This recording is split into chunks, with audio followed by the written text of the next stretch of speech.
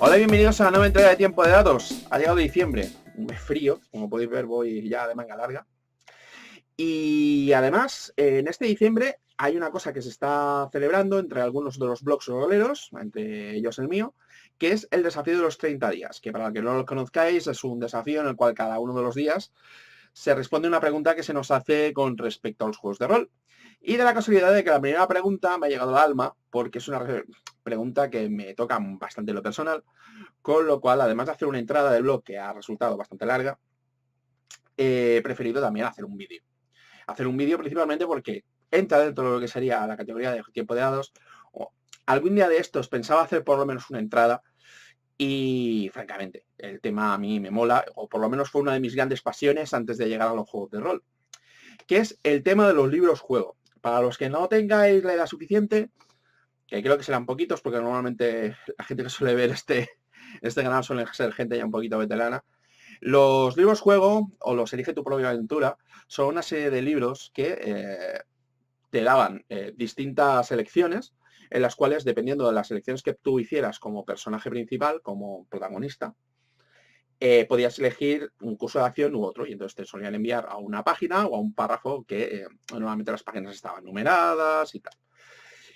Voy a empezar un poquito remolando, no voy a empezar con el primer Elige tu propia aventura con el cual empecé, sino que voy a ir más o menos aumentando en complejidad para que vayáis viendo los distintos géneros que había dentro de los propios libros juego. Vamos a empezar con algunos de los que serían los más sencillitos, que serían los juegos los libros juego de misterio. Los libros juegos de misterio son un tipo de libros juegos, uno de los más relevantes creo que son estos, los de Resuelve el Misterio. Como podéis ver, el formato de los libros juegos eran libros como para que se los pudiera llevar un niño. Un niño que se lo pudiera llevar de viaje, o sea, no son los pedazos de mamotretos que tenemos de libros de juegos de rol aquí detrás, sino que ya eran cosas que eran más o menos manejables, te las podías llevar, además tenías toda una serie de historias y podías estar entretenido unas cuantas tardes. Algunos de estos te podían llevar bastante rato. Los de Resuelve el Misterio normalmente solían ser libros que eran principalmente pasatiempos. Tenías una pequeña mini historia y hacia el final de ella normalmente ya te daban lo que sería un desafío con alguna pregunta y te daban las respuestas una página más adelante. Eran el equivalente a los videojuegos en los cuales tenemos enigmas que tenemos que ir resolviendo, enigmas lógicos. Y la verdad es que eran cosas bastante imaginativas.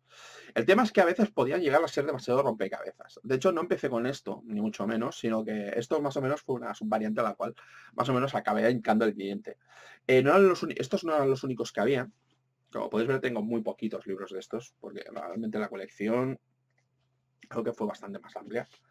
También había, por ejemplo, esto que las aventuras de los detectives del Faro, que este tenía bastante más retos. Los retos eran un poquito más sencillos, por decirlo, pero este tenía retos prácticamente cada 2 páginas.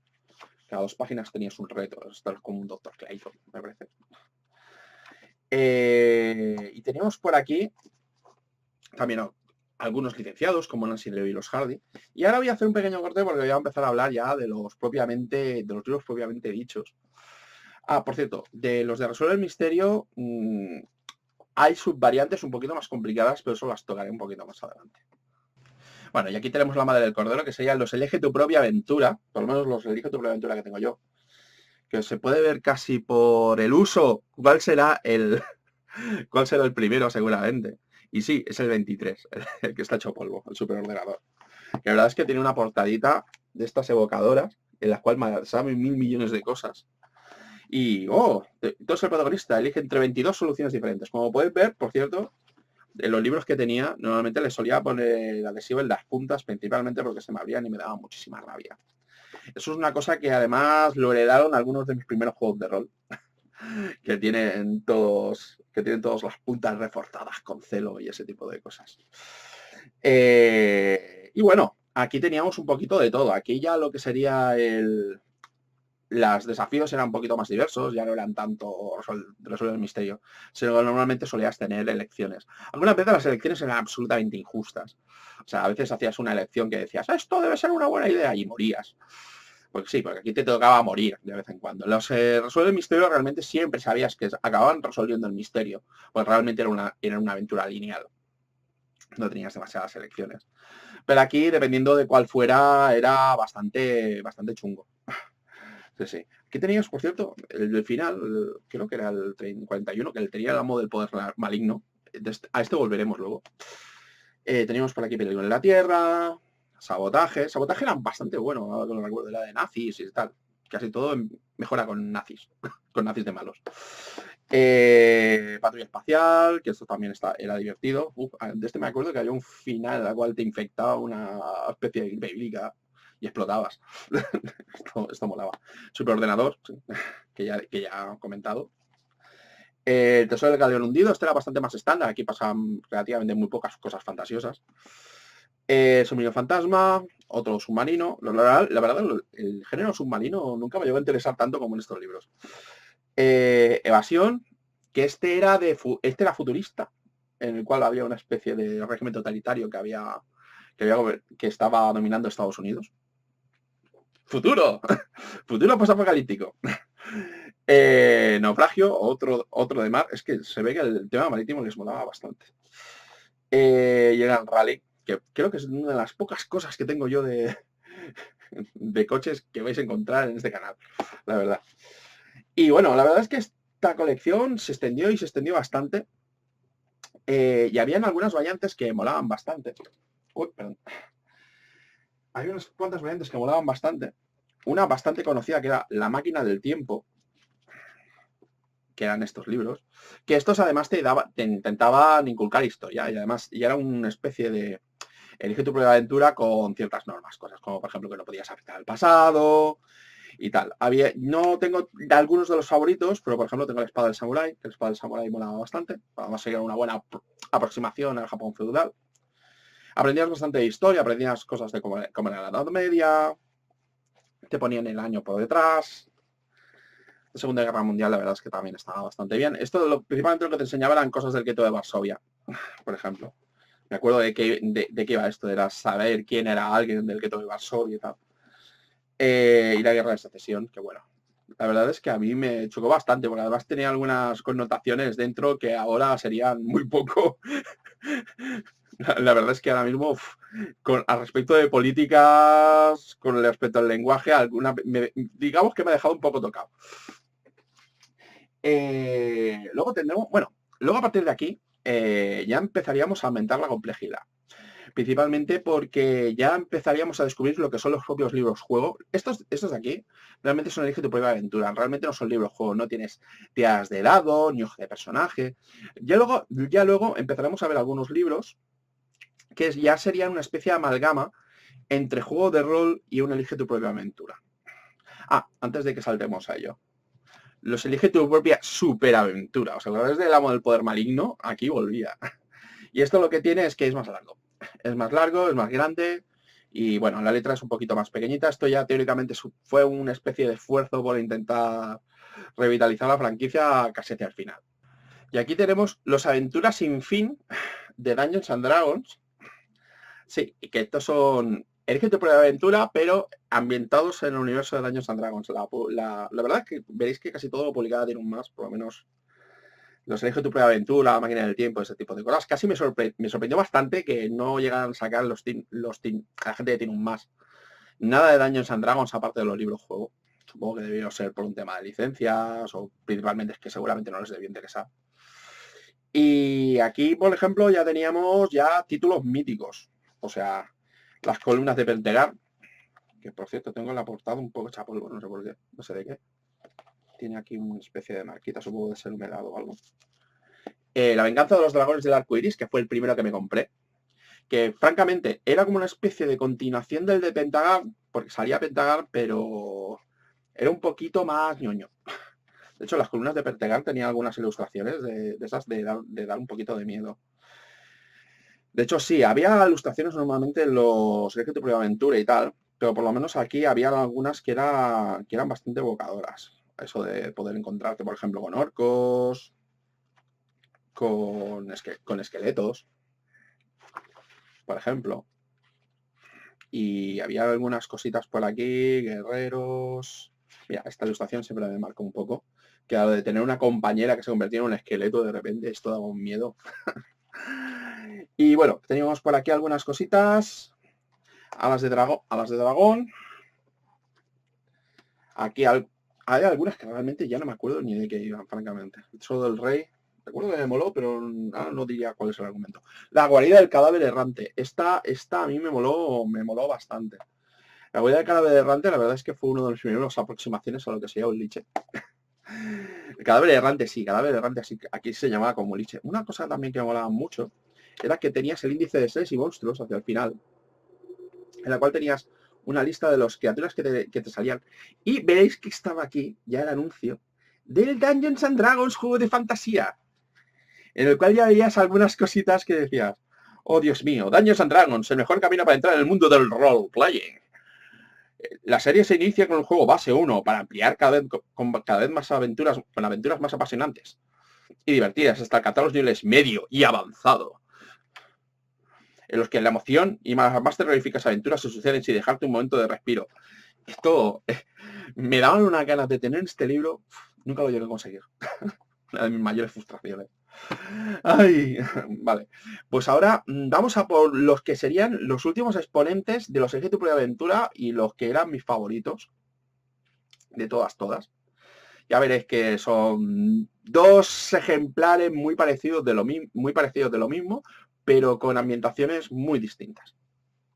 Y sí, aquí los tenemos. Los Planea tu fuga de Tenopia y los Planea tu fuga de Frome. Como podéis ver, son 8 libros que están divididos en dos tetralogías, mejor dicho, en las cuales sí eran el eje de aventura, pero tenían algún detalle extra. Cosas como, por ejemplo, que tenían un mapa. Normalmente ya tenías un mapa de fuga detrás. De hecho, ya te lo solían anunciar. Tienes un mapa de fuga detrás donde podrás planificar tu escape. Y veías que aquí ya la cosa se liaba bastante. Porque empezabas por ejemplo, en Tenobia, que empezabas en un continente, luego te ponías bajo los mares, luego intentabas conseguir una manera de salir del planeta, y por último, de salir del sistema solar. O sea, cada vez era más gordo. Y en Frome sería la versión fantástica. Ya la cosa era un poco más pequeñita. Ya empezabas planificando tu fuga, si no recuerdo mal, del castillo. O sea, tenías un mapa de castillo aquí con las almenas y todo lo demás, que cosa que molaba. Y luego a partir de ahí vas intentando escapar del reino cada vez de una manera cada vez más arriesgada. La verdad es que me molaba bastante. Además el último ya terminaba con una batalla. Lo cual le da un final un poquito más épico que simplemente el que me he escapado de aquí y ya está. Lo cual está muy bien. Y estos eran mis favoritos del rollo Legítimo de Aventura, y con razón, principalmente porque ya tenías la continuidad. Teníamos una especie de continuidad que ya habéis visto que había algo por ahí. Ya había algunos Legítimo de Aventura que conectaban unos con otros, pero esto ya era definitivo. Y bueno, ya cuando veáis los libros juego en sí, ya veréis que hay algunos que también hacen un poquito más lo mismo, que intentan crear un poquito de saga y tal, pero no son temáticamente tan coherentes como esto. Y aquí sí, tenemos los Adventures of Dungeons and Dragons, que serían una especie de evolución de la aventura sin fin que estuvimos viendo antes. Esto tiene una diferencia clave, aparte de que son más gordos, como podéis comprobar. Aquí ya empezaríamos a entrar en lo que serían los libros juego. Los libros juego en sí. O sea, esto ya veis que pondrá en lo que sería la portada Aventura Juego. Y esto es porque ya teníamos dados. Ya teníamos dados mezclados con todo lo demás. Además, la estructura de los libros ya era distinta. Ya en lugar de páginas, las referencias las teníamos directamente con párrafos. Ya tenemos por aquí, por ejemplo, párrafo 80 y ese tipo de cosas. Más que nada porque las páginas no daban para tanta trama. Y otra cosa que la diferenciaba mucho, es una cosa que ya me parece que está destacando, es que teníamos las tarjetas de identificación de personaje, que serían las hojas de personaje, realmente. Teníamos puntos de impacto, que serían nuestros puntos de vida, y teníamos toda una serie de atributos abajo, que nos servirían para ir superando desafíos. En determinados puntos de la trama tendríamos que ir tirando con nuestros dados para saber si podíamos superar un desafío. O, por lo contrario, nos estrellábamos contra un muro, nos caíamos por un abismo, nos mataba un bicho. Teníamos también los bestiarios, igual que teníamos con el Aventura Sin Fin. Y otras cosas que teníamos es que además teníamos algunos libros que estaban basados en entornos ya conocidos de Dungeons and Dragons. Como por ejemplo este, que es Prisioneros de Pax Tarkas. Que la gente que conozca Dragonlance dirá, Pax Tarkas es... esto sale en la primera novela de Dragonlance. Y sí, esto sería una aventura paralela a la primera novela de Dragonlance. Pero bueno, como podéis ver, esto no solamente se quedó aquí. Tenemos aquí Prisioneros de Pax Tarkas, aventura de Dragonlance, la Torre Fantasma, que creo que es la Torre Fantasma de Inverness, es una especie de versión de una aventura de un módulo ya existente de Dungeons and Dragons. La verdad es que es bastante bueno como libro juego. Tenemos también el Reto Crucial, que también está basado en Dragonlance, que fue uno de los primeros que leí y que, bueno, llevaba a Raistlin Majer, que era, ostras, pues la verdad es que siempre me cayó muy simpaticote debido a haber empezado a leer con él. Pero bueno, la verdad es que es un libro que mola bastante, da bastante mal rollete la prueba de la alta hechicería, que es lo que juegas aquí. ¿Qué tenemos aquí? Tenemos el Cetro del Poder, que no estoy seguro. Esto sería más o menos una aventura estándar, de hecho no recuerdo como especialmente remarcable. El Vampiro de Ravenloft, que este es uno de mis favoritos, evidentemente es una versión, el librojuego, de lo que sería el módulo Ravenloft, el módulo clásico de Stran von Zarovich y el germen creador de todo Ravenloft. Realmente teníamos aquí como villano Stran von Zarovich, además teníamos unas entradas directas del combate final contra Stran von Zarovich. Lo tengo muy leído y hay truco para pasárselo. La verdad hay un truco tan brutal que es que por eso no lo leo constantemente. La maldición del hombre lobo, donde éramos convertidos en un hombre lobo y teníamos que intentar romper nuestra maldición. La verdad es que estaba bastante bien, por lo menos temáticamente. No tenía nada que ver con Ravenloft, pero daba tonete. Era bastante oscuro. La corona del hechicero, que fue el primero que me compré, no que me leí, porque el primero que me leí fue el Retro Crucial. Este fue el primer libro juego que me compré. Que, bueno, la verdad es que era la... Cardelin. Ah, no, pues mira, el Cetro del Poder. Mira, me estaba equivocando. El Cetro del Poder sí que era... Era el primer volumen de este. De la Corona del Hechicero. La Corona del Hechicero era la segunda parte del Cetro del Poder. En el Cetro del Poder llevabas un aprendiz de mago que se encontraba con un complot por parte de sus compañeros, en una especie de proto Harry Potter. Aquí teníamos al mismo mago, ya cuando eras un mago más o menos crecido. Y creo que por aquí voy a hacer un avance. Teníamos la batalla de los magos, que sería la culminación. Y como podéis ver por la portada, pues sale un tarrasque. Y sí, porque era ya que eras archimago y ya los enemigos a los cuales te enfrentabas y tu antiguo rival ya era bastante poderoso. Ya, o sea, yo me dedicaba a ver Harry Potter y decía, esto lo he jugado. Este tipo de tramas de escuela, enemigo, las cosas salían hasta increciendo, esto lo he visto. Tenemos más por aquí, uno de mis favoritos también, La Prueba del Ninja. La Prueba del Ninja fue también uno de los primeros una de mis primeras tomas de contacto con lo que sería el tema japonés.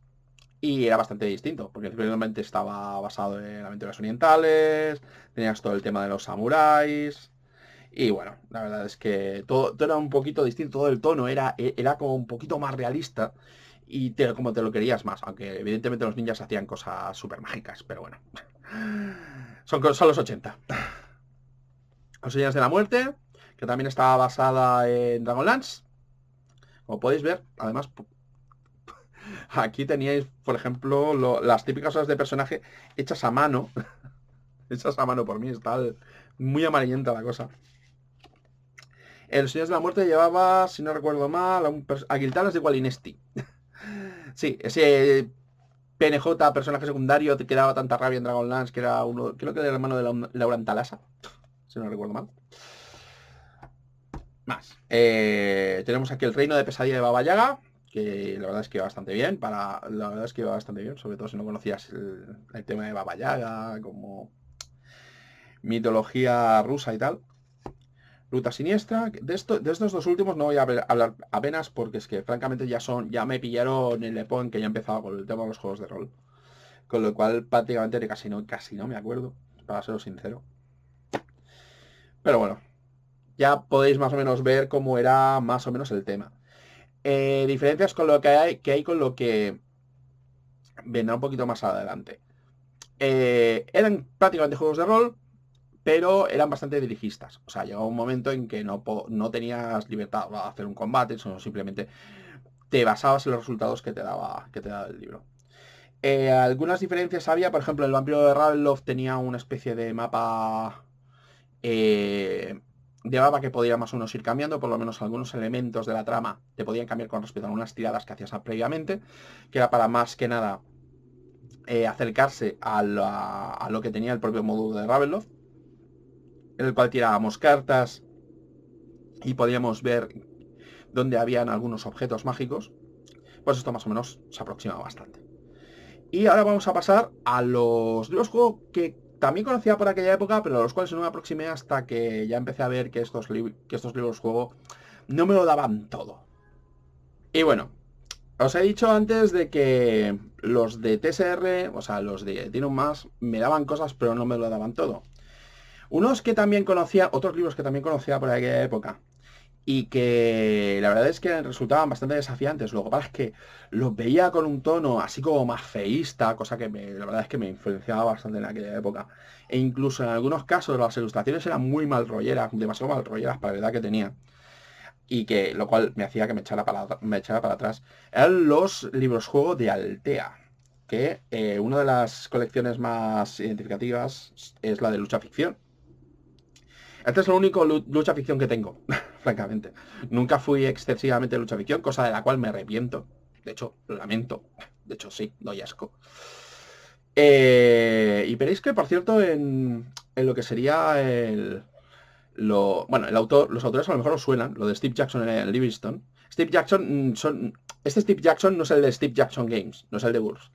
Es el de Games Workshop. Y Ian Livingstone, lo mismo. De hecho, Ian Livingstone, si os suena de ser uno de los directivos de Eidos, pues sí, es el mismo Ian Livingstone. Ese tío se montó al dólar bastante. Y la verdad es que sí, los creadores de Games Workshop se dedicaron luego a hacer libros juego. Y son libros juego de Fighting Fantasy, de lucha ficción. La mayor diferencia que había con estos libros, con respecto a los que habéis visto, era que ya lo que sería el hoja de personaje. De hecho, por aquí creo que tengo una fotocopia. Fotocopias de hace casi 20 años. Teníamos por aquí una hoja de aventura, en la cual teníamos nuestras habilidades, los objetos que podíamos reunir, y teníamos aquí para ir anotando contra lo que nos íbamos enfrentando. Y sí, porque aquí ya teníamos un sistema de combate. Ya teníamos un sistema de combate bastante sencillito, ¿no? Han tirado de 6, sumabas y comparabas con lo que tiraba el otro. Y otra cosa que tenía muy determinante, que no sé si tendré por aquí alguno, creo que no, era que te tenías que hacer mapa, porque podías volver sobre tus pasos y bueno, se parecían un poquito más a lo que sería una aventura conversacional. En el aspecto en que sí que tenías un mapa, que recorrer. Los otros era más un tema de ir avanzando por la historia. Digamos que estas eran aventuras basadas en localizaciones en algunas ocasiones. Y las otras, es de eran más aventuras basadas en lo que sería tramas, con algunas excepciones, evidentemente, tanto en un caso como en el otro. Además de lucha ficción, tenían otras colecciones, cosas como por ejemplo Crónicas Cretenses, que esto era para jugar, francamente, esto era para jugar en plan rollo griegos, bueno, en este caso, esto sería Teseo y el Minotauro.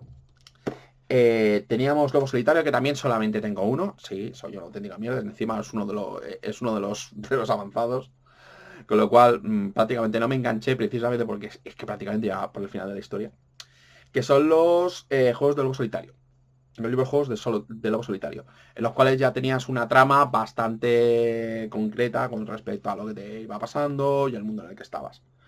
Además llevas una especie de monje con algunos poderes extraños que habían eliminado a lo que sería a la gente de tu monasterio, a tu orden, y bueno, te tocaba vengarlos y saber qué había pasado contigo. La verdad es que las explicaciones acerca de cómo funcionaba el juego eran extensas, porque francamente de este juego prácticamente todo esto es explicarte cómo se juega. Lo cual significa que ibas con unas reglas. Ibas con unas reglas más o menos montadas. Luego tendríamos aquí dos de mis favoritos. De estos ya veréis que los tengo más o menos completos o tengo bastante. Que serían Brujos y Guerreros. Que Brujos y Guerreros es muy parecido a lo que habéis visto antes. Con la salvedad, estos son de Steve Jackson, ahora que me fijo, propiamente dichos. Con la salvedad de que aquí tenías más o menos una especie de selector de nivel de dificultad. Podías ir en plan rollo guerrero, que simplemente pegabas y ya está. O podías ir con llevando mago. Ya, si llevabas mago tenías una especie de grimorio que se basaba en siglas y tenías selecciones con respecto a lo que querías lanzar. Por ejemplo, vamos a poner por aquí un ejemplo, a ver si encontramos un... Bueno, me he ido directamente a la Corona de los Reyes. Por cierto, esto era una saga, o sea, tenías una misión principal que iba desde el número 1, en el cual había sucedido algo, hasta el 4, que era cuando te enfrentabas contra el malo final, en su fortaleza. Con lo cual ya podéis ver que iban creciendo en extensión y la verdad es que era bastante chulo. Era bastante chulo. Había alguna bastante puñetera, como por ejemplo las 7 serpientes, en las cuales te encontrabas que había 7 serpientes mágicas que intentaban avisar al villano de tu paso y tenías que enfrentarte a ellas y derrotarlas. O sea, la verdad es que a mí me molaba mucho. Además tenían cada uno su propio tono. Era una pasada. Total. Que por ejemplo te encontrabas con un desafío. Vamos a ver si... No. No lo veo, no lo veo, no lo veo. Mira, aquí por ejemplo un desafío. A ver si se apreciará. Pero teníamos por aquí, las distintas selecciones de los conjuros que podíamos hacer. Entonces podía resultar que si no te acordabas, porque te decían, no vuelvas a mirar mi grimorio, no seas tramposo, podía resultar que eligieras unas siglas que no eran absolutamente nada y habías perdido el tiempo. Y probablemente la vida. Pero además eran bastante duras. Además tenían algunos detalles curiosos, como por ejemplo que en la parte de abajo tenías la tirada de dados en caso de que no tuvieras dados a mano. Podrías utilizar las páginas como una tirada de dados. Evidentemente podrías intentar caer siempre en el mismo sitio. Otra cosa que también tenían es que como no te controlaban, podías acabar haciendo trampas y ganando todos los combates. Pero bueno, resultaría relativamente aburrido esto visto desde esa perspectiva, pero la verdad es que a nivel de querer decir, hostia, es que quiero ver el final de la historia, pues era lo que tenían. Otra colección que también tenía era la búsqueda del Grial, que esta era una colección que tenía un cierto tono de cachondeo, porque eran artúricas, en el sentido de que había Camelot, estaba Arturo y pasaban cosas mágicas. Punto pelota. Aquí teníamos también el tema del mapeado. Evidentemente también teníamos un tema de un... Hostia, de hecho, mira, aquí tenemos un mapeado. Aquí tenemos un mapeado hecho por aquí, acerca del castillo. Y aquí esto ya podéis ver que está bastante manoseado. Además el equipo, tenías un montón de equipo, un montón de poderes. Te ibas a un apartado bastante gracioso que era el 13 cuando te morías, que te decían, felicidades, has muerto. De hecho, mira, me lo voy a mirar. O sea, este episodio está siendo un poco rollo, lo sé. Pero... Ah, pues no, me he equivocado. Es el 14. 14, estás muerto, realmente muerto. Acabado de rematado el difunto Pip. Que por cierto te llamas Pip, normalmente. Enmarca algún trazo de hueso esta sección para que sepas dónde se encuentra. Es posible que vuelvas antes de que pase mucho tiempo. Y luego te explicaban todo lo que pasaba por haber muerto, cómo podías volver a intentarlo. Y bueno, la verdad es que estaban bastante bien. Además habían algunos que eran temáticamente potentes. Número 3, si no recuerdo mal, en la puerta de la perdición, si no recuerdo mal, tenía un tema de mapa bastante puñetero, que ahora mismo no encuentro. Sí, y tenía otra cosita. Tenía una tabla de monstruos errantes. Sí, tenía monstruos errantes. Y tenía... Mira, tenía por aquí los mapas. Es que estoy intentando que no se me reviente. Los mapas y... Sí, teníamos por aquí planos de los mapas, monstruos errantes, el mundo de los sueños, que podemos visitar el mundo de los sueños y tener pesadillas o encontrarnos con cosas. La verdad es que eran bastante chulos. Eran una cosa bastante chulita. Estos son los juegos de Altea. Pero no son los únicos que había. También habían otras editoriales que sacaban algunas cositas. Y de vez en cuando fui picoteando un poquito. Bueno, aquí vamos a ver un poquito de picoteo de todo. Cosas como, por ejemplo, el reto de las galaxias. Esto sí que, esto sea Dirige tu propia aventura, pero además muy locos. O sea, el nivel de locurismo que tenía esto era... era prácticamente, si me quejaba de algunos Dirige tu propia aventura que eran un poco arbitrarios, aquí ya era el acabose. De hecho, era por eso que solamente encontraréis que tengo dos. Tenemos por aquí La Senda del Tigre. Su padre, esto lo encontré en un mercadillo y la verdad es que estaban bastante bien. No sé quién fue, Editorial Molino. La verdad es que estaban francamente bien. Y de hecho parece ser que era una serie bastante popular. Molaban. Y llevabas un ninja. O sea, los ninjas molan. Tenemos aquí la saga del Cruzado. Que la saga del Cruzado era así como bastante en plan rollo. Yo un paladín y tal. Pero yo un paladín más bien cristiano, con lo cual a veces el tema de los encuentros era un poquillo meh. Y aquí teníamos el Implacable. ¿Os acordáis que dije de lo del resolver el misterio y tal? Esto sería un libro juego de jugar al género negro. Tenía algunas cositas que estaban bien, que no pillaba en su momento. Cosas como que tenías puntos de materia gris, tenías el mapa de las localizaciones donde podías ir. Era un poco jugar como jugar al Sherlock Holmes. Juego de tal vez Sherlock Holmes, pues algo muy parecido. Además nos podíamos desanimar y la verdad es que era un libro juego bastante que lo notaba como que era una cosa bastante distinta a lo que había probado antes. Pero no tan distinta como lo que luego vi que me sirvió de trampolín para los juegos de rol. Y aquí tenemos la colección que me sirvió de trampolín a los juegos de rol, que fue Aventuras en la Tierra Media. Una colección bastante cortita, de hecho fueron 4, que era La búsqueda del Palantir, Las minas de Moria, El abismo de Helm y Un espía en Isengard. Que las historias no estaban nada mal, o sea, ya notaba aquí que había un universo que me molaba, sino que además lo que sería el sistema de juego, además de que se parecía, era bastante más parecido a los de Altea, que no los de Tinum Más, a pesar de que esto lo publicaba Tinum Más, veía que había ya unas complejidades distintas. Ya, por ejemplo, la hoja de personaje, como podéis ver, se parecía a la hoja de personaje de un juego de rol. De hecho, hay juegos de rol que tienen hojas de personaje más simples que esto. Aquí teníamos cosas como, por ejemplo, el PACC, PAP, el PD, la huida, general, pericia, percepción, magia, esto como habilidades, fuerza, agilidad e inteligencia. Teníamos apartados de equipo, daño sufrido, lista de hechizos. Lista de hechizos que podía ser opcional y tal. Teníamos puntos de habilidad, bonificador de parámetros. De hecho, esto se parecía un poquito a Pathfinder. La ficha se parece un poco a de Pathfinder, salvando las instancias, evidentemente. Teníamos hojas de ataque. Podemos escoger más o menos el sistema de juego que queríamos hacer. Teníamos aquí un ejemplo de cómo rellenar la hoja de personaje. Y teníamos, si no recuerdo mal, por aquí una tabla. Teníamos lo que sería nuestra primera tabla. Creo que andaba por aquí. Teníamos por aquí la lista de lanzamiento de hechizos, el combate, el sistema de movimiento. Teníamos hexágonos. Teníamos fabulosos hexágonos. ¡Wow! O sea, ¡wow! Una lista de armas donde teníamos bonificadores y penalizadores dependiendo del arma que lleváramos. O sea, aquí ya...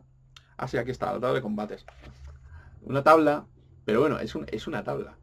Sí, la tabla de acciones, tabla de acciones que podemos hacer en combate, o sea, aquí ya veíamos que había un salto bastante alto. Y además las tramas no estaban nada mal. En un espía en Isengard llevábamos a uno de los aprendices de Saruman que descubríamos que nuestro maestro Saruman estaba corrupto. En el abismo de Helm llevábamos a un Rohirrim que descubría que los Durendinos estaban intentando colarse dentro del abismo de Helm. En las minas de Moria llevábamos un enano que intentaba volver a ocupar las minas y ver qué es lo que sucedía dentro de las minas perdidas de Moria. Y la búsqueda de Palantir, bueno, creo que el Senescal de Gondor nos enviaba a ver si podíamos recuperar una Palantir. Y la verdad es que todas estas tramas molaban. Ya veíamos un poquito de qué iba el palo. Por cierto, veo que el número 2 lo debí petar de la cantidad de veces que lo leí. Madre mía. Y la verdad es que eran libros que estaban bastante bien. Pero una de las cosas destacables que tenían era que hacia el final del libro veías que había un anuncio del juego de rol de la Tierra Media. Que fue el primer juego de rol que compré. Me lo compré, vi que además tenía el mismo sistema. O sea, no que tenía el mismo sistema para jugar, sino que tenía el mismo sistema para enseñarte a jugar al juego. De hecho, tenía un apartado, el antiguo MER, que era para enseñarte a jugar al juego de rol, que tenía como también una especie de libro-juego metido dentro, cuyo sistema básico era exactamente el mismo que había en estos libros. Con lo cual ya más o menos me sirvió de trampolín. Y por lo menos para entender un poquito el concepto de los juegos de rol. No lo entendí del todo porque no fue coger directamente el MERP, el viejo juego del Señor de los Anillos de Internacional, y empezar a jugar. Pero como mínimo ya me sirvió para interesarme y tener ganas de jugar a juegos de rol, cosa que llevo haciendo desde entonces. Y bueno, espero que no haya sido un auténtico agobio este viaje por la nostalgia. Ya habéis visto un poquito mis inicios como rolero. Muchas gracias por seguirme y hasta la próxima.